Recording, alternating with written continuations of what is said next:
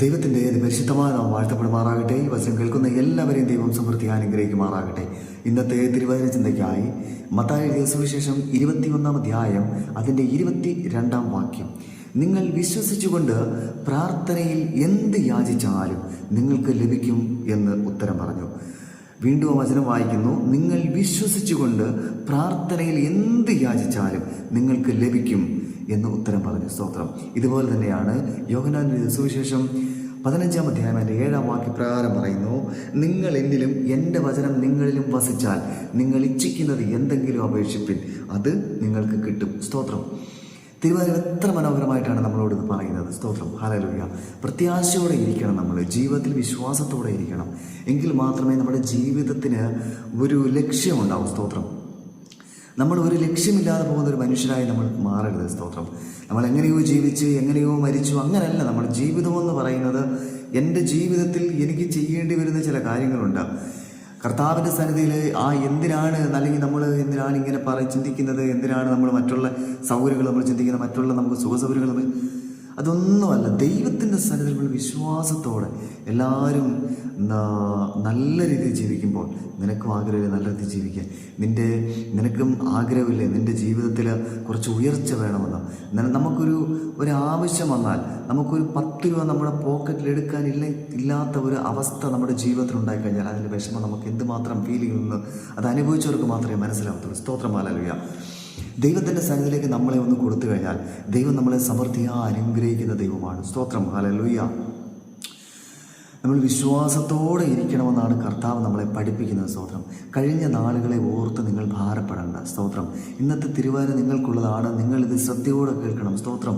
ഞാൻ പലപ്പോഴും ദൈവവചനം പറയുമ്പോൾ, ദൈവത്തിൻ്റെ വചനം ഞാൻ സംസാരിക്കുമ്പോൾ ഞാൻ എപ്പോഴും പറയുന്ന ഒരു കാര്യമാണ്, നിങ്ങൾ ഭാരപ്പെടേണ്ട, നിങ്ങൾ പ്രയാസപ്പെടേണ്ട. ദൈവത്തിൻ്റെ സന്നിധിയിൽ നിങ്ങളുടെ മുഴങ്കാലുകളെ, നിങ്ങളെ മുട്ടുകളെ നിങ്ങളൊന്ന് മടക്ക്. സ്തോത്രം. ഹല്ലേലൂയ. ദൈവം നിങ്ങൾക്ക് വേണ്ടി അത്ഭുതത്തെ ചെയ്യും. സ്തോത്രം. ഹല്ലേലൂയ. സ്തോത്രം. നിങ്ങൾ വിശ്വസിച്ചുകൊണ്ട് പ്രാർത്ഥനയിൽ എന്ത് യാചിച്ചാലും നിന്റെ ആവശ്യങ്ങൾ നീ ഇന്നൊന്ന് ദൈവത്തിൻ്റെ സന്നിധിയിൽ നിന്ന് കൊടുക്ക്. സ്തോത്രം. ഹല്ലേലൂയ. വചനം വ്യക്തമായിട്ട് പറയുന്നുണ്ട്, നിങ്ങൾ വിശ്വസിച്ചുകൊണ്ട് പ്രാർത്ഥനയിൽ എന്ത് യാചിച്ചാലും നിങ്ങൾക്കത് ലഭിക്കുമെന്നാണ് പറയുന്നത്. സ്തോത്രം. ഹല്ലേലൂയ.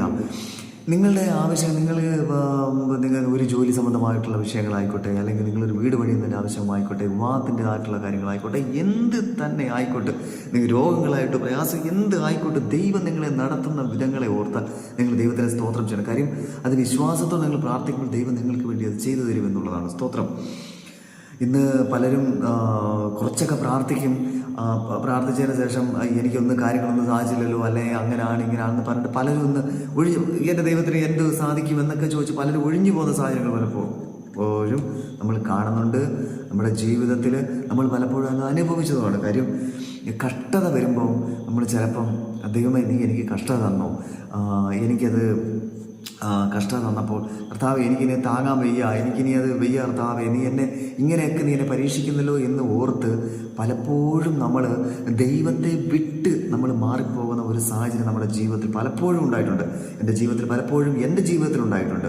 നിങ്ങളുടെ ജീവിതത്തിൽ ഇതുപോലൊക്കെ തന്നെ ആയിരിക്കും ഞാൻ വിശ്വസിക്കുന്നു. സ്തോത്രം. ഹല്ലേലൂയ. എന്നാലും വിശ്വാസത്തോടെ അടിയുറച്ചു നിൽക്കുന്ന ഒരു വ്യക്തിക്കും ജീവിതത്തിൽ ഒരു ദോഷവും വരുന്നത് കൊണ്ടും ദൈവം ഇടവരുത്തില്ല. സ്തോത്രം. നമ്മൾ ഈ യോഹന്നാന്റെ സുവിശേഷം 15 അധ്യായം അതിൻ്റെ 8 വാക്യം വ്യക്തമായിട്ട് പറയുന്നുണ്ട്, നിങ്ങൾ വളരെ ഫലം കായ്ക്കുന്നതിനാൽ എൻ്റെ പിതാവ് മഹത്വപ്പെടുന്നു. നിങ്ങൾ വളരെ ഫലം കായ്ക്കുന്നതിനാൽ എൻ്റെ പിതാവ് മഹത്വപ്പെടുന്നു എന്നുള്ളത് നമ്മുടെ ശ്രേഷ്ഠമായ ഈ വചനം നമ്മൾ ഓരോ ദിവസവും ഈ രാവിലെ കാലം ഉച്ചയ്ക്ക് നമ്മൾ വൈകുന്നേരവും നമ്മൾ ഒരു രാവിലറ്റ് കഴിക്കുന്നതല്ല, നമ്മൾ എപ്പോഴും നടക്കുമ്പോഴും ഇരിക്കുമ്പോഴും കിടക്കുമ്പോഴും നമ്മൾ ഏത് സമയം നമ്മൾ ജോലി ചെയ്യുമ്പോഴൊക്കെ ദൈവത്തിൻ്റെ വചനം ഉരുവിട്ടുകൊണ്ടിരുന്നാൽ, സ്തോത്രമെന്ന യാഗം അർപ്പിച്ചാൽ ദൈവം നിന്നെ അനുഗ്രഹിക്കുമെന്ന് പറഞ്ഞാൽ അനുഗ്രഹിക്കും. സ്തോത്രം. കർത്താവിൻ്റെ വചനം ചിലപ്പോൾ ഞാൻ ഈ പറയുന്ന വചനങ്ങളൊന്നും ചിലപ്പം മിക്കുള്ളവരും ചിലപ്പോൾ ഇത് ടൈപ്പ് ചെയ്തൊക്കെ എന്ന് പറഞ്ഞാൽ ഇത് സ്ക്രോൾ ചെയ്ത് ഇഗ്നോർ ചെയ്ത് കളയും സംഭവം. കാര്യം എന്ന് വെച്ചാൽ ഈ വചനം ഞാൻ പറയുന്നത് ഞാൻ ഈ പറയുന്നത് എല്ലാം നിങ്ങൾ കേൾക്കണമെന്നല്ല ഞാൻ പറയുന്നത്. നമ്മുടെ ഈ വചനങ്ങൾ ചിലപ്പം ചില മനുഷ്യൻ്റെ ഹൃദയത്തിലേക്ക് ആഴത്തിൽ ചെല്ലുവാൻ തക്കണം ഇടയാകും.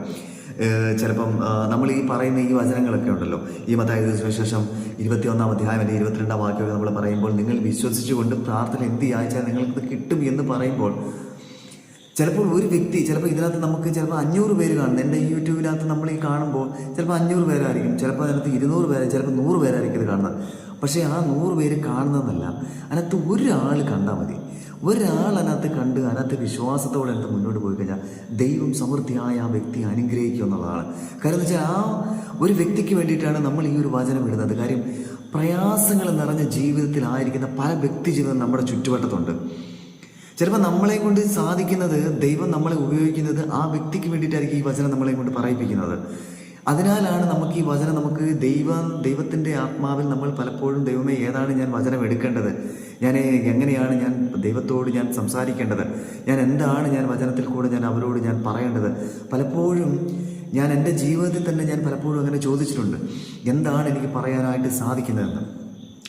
ഞാൻ അങ്ങനെയാണ് ഇന്നത്തെ ഈ വചനം ഞാൻ തിരഞ്ഞെടുക്കാൻ സാധിക്കുന്നത്. കാര്യം വിശ്വാസം എന്നതാണ് നമ്മുടെ ജീവിതത്തിലെ അടിസ്ഥാനം എന്ന് പറയുന്നത്. വിശ്വാസം എന്നതാണ് കാര്യം. നമ്മൾ വിശ്വസിച്ചുകൊണ്ട് മാത്രമേ നമുക്ക് മുന്നോട്ട് ജീവിക്കാനായിട്ട് സാധിക്കൂ. ദൈവത്തിൽ വിശ്വാസമില്ലാതെ ഒരുത്തനും ജീവിക്കാൻ സാധിക്കത്തില്ല. കാര്യം അല്ലെങ്കിൽ നമ്മൾ ജീവിക്കുന്നത് കൊണ്ട് ഒരു അർത്ഥമൊന്നുമില്ല. സ്തോത്രം. ഞാൻ എൻ്റെ കുടുംബത്തിൽ എൻ്റെ സന്തോഷവും എൻ്റെ സമാധാനവും ഞാൻ കൊടുക്കുന്നത് എൻ്റെ ദൈവത്തിൽ ഞാൻ കൊടുത്തത് കൊണ്ട് മാത്രമാണ് എനിക്കിന്ന് സന്തോഷത്തോടെ എനിക്ക് നിൽപ്പാൻ എൻ്റെ ദൈവം എന്നെ സഹായിക്കുന്നത്. സ്തോത്രം. ഹല്ലേലൂയ. ഇനി കർത്താവിൻ്റെ വചനം അതിശക്തമായ വചനമാണ്, തീഷ്ണതയുള്ള വചനമാണ്, ദൈവം സകലത്തെയും അനുഗ്രഹിക്കുന്ന വചനമാണ്. സ്തോത്രം. ഹല്ലേലൂയ. കർത്താവിൻ്റെ വചനം പറയുന്നത്, നിങ്ങൾ എന്നിലും എൻ്റെ വചനം നിങ്ങളിലും വസിച്ചാൽ നിങ്ങൾ ഇച്ഛിക്കുന്ന എന്തെങ്കിലും അപേക്ഷിക്കണം നിങ്ങൾക്ക് കിട്ടുമെന്ന. സ്തോത്രം. ഈ വചനമൊക്കെ നമ്മൾ പറയുമ്പോൾ ദൈവം എത്ര മഹത്വപ്പെടുന്നു, നമ്മളെ എത്രമാത്രം നമ്മളെ സ്നേഹിക്കുന്നുണ്ട് നമ്മൾ മനസ്സിലാക്കണം. കാര്യം നമുക്കിങ്ങനൊന്ന് പറയാൻ, നമ്മുടെ തെറ്റുകളും കുറ്റങ്ങളൊക്കെ നമ്മുടെ ജീവിതത്തിലുണ്ട്. കാര്യം നമുക്ക് കൂടുതൽ പറയണമെന്നുണ്ടെങ്കിലും നമ്മളിങ്ങനെ പറയുമ്പോൾ നമുക്ക് ചിന്ത വരുന്നത്, ദൈവമേ ഞാൻ ഈ പറയുമ്പോൾ എൻ്റെ ഇത് എന്തൊക്കെയാവും, മറ്റുള്ളവർ കേൾക്കുമ്പോൾ എന്തൊക്കെയാണ് സംഭവിക്കുന്നത്, അല്ലെങ്കിൽ അവരെന്താണ് ചിന്തിക്കുന്നതൊക്കെ നമ്മൾ ചിലപ്പോഴൊക്കെ ചിന്തിക്കും. പക്ഷേ ഞാൻ പലപ്പോഴും ചിന്തിക്കും, തെറ്റാണെങ്കിലും കുഴപ്പമില്ല, ഈ വചനം ഒന്ന് ആൾക്കാരിലേക്ക് എത്തിക്കുമ്പോൾ, ആ വചനം പറയുമ്പോൾ അവർക്ക് ചിലപ്പോൾ ഈ ഒരു വചനത്തിൽ കൂടെ ചിലപ്പോൾ അവർക്ക് ചില മാറ്റങ്ങൾ ദൈവം അവർക്ക് കൊടുത്താലോ എന്ന് ഞാൻ ചിന്തിക്കും. സ്തോത്രം. നീറിപ്പുകയുന്ന വിഷയങ്ങളുടെ നടുവിലിരിക്കുന്ന ചില വ്യക്തികളുണ്ട്. സ്തോത്രം. ഹല്ലേലൂയ. പ്രയാസങ്ങളുടെ കാരണം ഇനി മുന്നോട്ട് ഞാനിനി എന്ത് ചെയ്യും എന്നുള്ള ആലോചിച്ചുകൊണ്ടിരിക്കുന്ന പല ജീവിതങ്ങളും നമ്മുടെ ചുറ്റുവട്ടത്തുണ്ട്.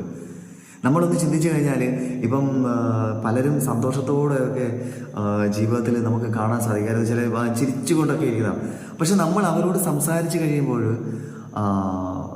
കഴിയുമ്പോൾ ജീവിതത്തിൽ അവരുടെ ഉള്ളിലുള്ള പ്രയാസങ്ങൾ ചിലപ്പോൾ അവർ നമ്മളോട് ഷെയർ ചെയ്യും.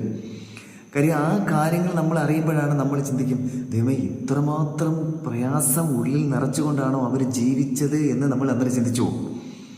അന്നേരം നമ്മൾ ചിന്തിക്കുന്ന, ദൈവമേ നമുക്ക് ഒന്നുമില്ലല്ലോ എന്ന് നമ്മൾ ചിന്തിച്ചു പോകും. കാര്യം നമ്മുടെ പ്രയാസങ്ങളും വേദനകളെ കാട്ടി എത്രയോ 10 മടങ്ങാണ് അവരിലുള്ള പ്രയാസം. എന്നിട്ട് അവർ മുഖത്ത് ചിരിച്ചുകൊണ്ടാണ് അവർ നടക്കുന്നത്. ഏത് പ്രയാസങ്ങളും ഏത് വേദനകളും അവർ പ്രകടമാക്കാതെ, അതായത് മറ്റുള്ളവരിലേക്ക് അവരെത്തിക്കാതെ ദൈവസന്നിധിയിൽ ചിലപ്പോൾ ഇരിക്കുന്ന ആൾക്കാരായിരിക്കും അവർ. പക്ഷേ നമ്മൾ ദൈവത്തിൻ്റെ മക്കൾ നമ്മൾ ചിലപ്പം എന്തെങ്കിലും ഒരു ആവശ്യങ്ങളൊക്കെ വരുമ്പോൾ നമ്മളൊന്ന് ഷെയർ ചെയ്യുമ്പം ആ പ്രയാസങ്ങൾ അവർ നമ്മളോട് പറയും. പറയുമ്പോഴാണ് നമ്മൾ ആ വിഷയങ്ങളൊക്കെ നമ്മൾ അറിയുന്നത്. വചനത്തിൽ വ്യക്തമായിട്ടാണ് പറയുന്നത്, നിങ്ങൾ എന്നിലും എൻ്റെ വചനം നിങ്ങളിലും വസിച്ചാൽ നിങ്ങൾ ഇച്ഛിക്കുന്നത് എന്തെങ്കിലും അപേക്ഷിപ്പിൻ, നിങ്ങൾ കിട്ടുമെന്ന്.